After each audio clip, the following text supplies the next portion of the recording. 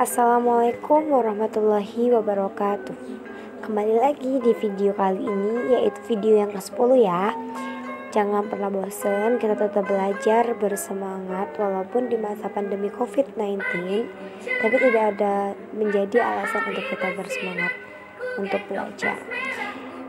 Di sini seperti biasa, izinkan saya untuk memperkenalkan diri saya terlebih dahulu. Perkenalkan, nama saya Mutiara Suryani, NPM 5020078 dari kelas 2B program studi PGSD. Mata kuliah Pendidikan Karakter, dosen pengampu Bapak Tio Gusti Satria, Magister Pendidikan. Baik teman-teman, di video kali ini saya akan memaparkan materi tentang memahami strategi menciptakan sekolah berkarakter. Langsung saja masuk di materi yang pertama, yaitu A. Membangun sekolah demokratis. Demokratis dalam pendidikan mengandung unsur kemandirian, kebebasan, dan tanggung jawab. Demokrasi dan pendidikan merupakan dua istilah yang saling berkaitan satu sama lain, karena nilai demokrasi untuk dipahami dan dimiliki masyarakat harus melalui pendidikan. Begitu juga sebaliknya, agar pendidikan dapat menghasilkan lulusan yang memiliki kemandirian, daya kritis, dinamis, watak demokratis, dan senantiasa menjunjung harkat dan martabat manusia, maka pendidikan harus dilaksanakan dengan demokrasi. Selanjutnya di sini ada beberapa indikator lembaga pendidikan yang demokrasi adalah: yang pertama yaitu manajemen, yang kedua materi, yang ketiga siswa, yang keempat guru. Membangun sistem pendidikan yang demokratis di Indonesia melibatkan seluruh pelaku pendidikan dalam mempersiapkan, merancang, dan mengembangkan lembaga pendidikan yang berlandaskan prinsip-prinsip dan nilai-nilai demokratis Pancasila. Nilai demokrasi harus melekat pada seluruh komponen pendidikan, yaitu nilai demokrasi melekat pada guru, peserta didik, dan kurikulum. Selanjutnya yaitu materi yang kedua, yaitu membangun sekolah berdisiplin moral. Di sini kita bahas dulu, apa sih disiplin itu? Disiplin adalah moralitas kelas sebagai sebuah masyarakat kecil, sebuah pendekatan moral terhadap kedisiplinan, menggunakan kedisiplinan sebagai sarana untuk mengajarkan nilai-nilai seperti sikap hormat dan tanggung jawab. Pendekatan ini berdasarkan atas tujuan utama kedisiplinan, yakni disiplin diri, yaitu suatu bentuk kontrol diri yang merupakan dasar kepatuhan terhadap peraturan hukum yang adil. Baiklah, selanjutnya di bawah ini beberapa hal yang dilakukan oleh guru-guru yang memperhatikan disiplin moral. Di antaranya yang pertama yaitu guru-guru memproyeksikan pengertian kewenangan moral secara jelas dan tegas, hak dan kewajiban mereka untuk mengajarkan nilai-nilai moral. Yang kedua yaitu guru-guru memandang kedisiplinan, termasuk persoalan pembuatan peraturan, sebagai bagian yang lebih besar dari pembanggaan komunitas moral yang lebih baik dalam kelas.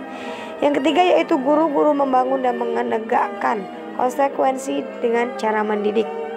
Yang terakhir yaitu guru-guru menunjukkan sikap peduli dan hormat kepada siswa. Selanjutnya materi yang ketiga yaitu membangun sekolah kooperatif.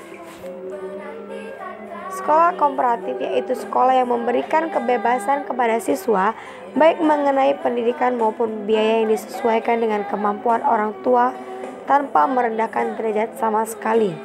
Pembelajaran kooperatif atau cooperative learning merupakan salah satu strategi pembelajaran yang membelajarkan siswa secara berkelompok dan saling bekerja sama atau membantu untuk memecahkan suatu permasalahan.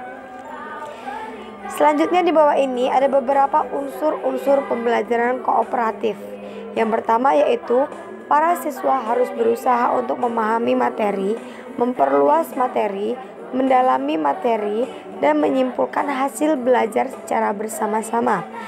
Yang kedua yaitu para siswa harus setia, sekata, dan mempunyai tujuan yang sama. Yang ketiga, para siswa harus memiliki tanggung jawab yang maksimal terhadap diri sendiri dan terhadap setiap siswa lain dalam berkelompok dalam mempelajari materi yang dihadapinya. Yang keempat yaitu para siswa harus mampu membagi tugas dan tanggung jawab yang sama, besarnya di antara para anggota kelompok. Yang kelima yaitu adanya pembagian kepemimpinan sementara untuk memperoleh keterampilan dan bekerja sama dengan baik selama belajar. Yang terakhir yaitu setelah proses kegiatan belajar mengajar selesai, anggota kelompok yang harus dapat bertanggungjawabkan materi belajar secara individual meskipun proses pembelajaran dilakukan secara kelompok. Materi yang keempat atau yang terakhir yaitu membangun sekolah progresif berbasis karakter. Di sini apa sih sekolah progresif berbasis karakter itu? Sekolah progresif berbasis karakter adalah sekolah yang menerapkan pendidikan progresif dengan berdasarkan pada implementasi nilai-nilai karakter supaya menjadi budaya sekolah yang berkarakter. Pembelajaran progresif berbasis karakter adalah pembelajaran yang didasarkan pada kepentingan siswa dengan mengimplementasikan nilai-nilai karakter. Pembelajaran yang dilaksanakan berbasis pengalaman dan penekanan pada pemecahan masalah yang terjadi di masyarakat. Pembelajaran progresif timbul sebagai reaksi terdapat kekurangan-kekurangan pembelajaran tradisional. Baiklah, mungkin itu saja materi yang dapat saya sampaikan di video yang ke-10 ini. Semoga sama-sama bermanfaat. Baiklah, saya rasa cukup sekian. Saya selaku pemateri mohon maaf apabila ada tutur kata yang salah. Kepada Allah saya mohon ampun.